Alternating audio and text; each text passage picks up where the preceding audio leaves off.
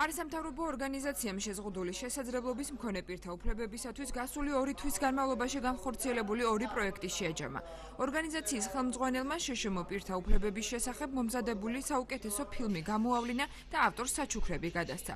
დღესვე პროექტ ლიდერთა თაობაში მონაწილეობისათვის აქტიური ახალგაზრდების სერტიფიკატებით დაჯილდოვდნენ. ისინი პროგრამის ფარგლებში პროექტების წერის სპეციფიკას გაეცნენ და ლიდერთა უნარები აითვისეს. ჩვენ ჩავატარეთ თემებისა და საპრეზენტაციო კონკურსი თემაზე შშმ პირების უფლებებისათვის.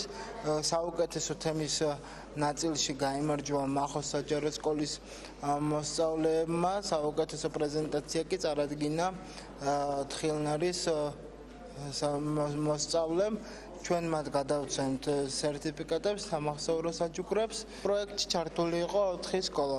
წლის განმავლობაში იგივე სკოლებთან დაგეგმილია შშმ პირთა მიმართულებით რასადროდის კონკურსი. ვიღებდი სხვადასხვა კონკურსებში მონაწილეობას, ასევე წიგნი და წიგნიერება, როგორც ყველაზე პატარა მონაწილე, გადმომეცა წიგნი და სერტიფიკატი და ჩემი აზრით ეს არის ძალიან კარგი პროექტი, რათა მომავალი თაობა იყოს განათლებული და მომავალი ქონდეს კარგი.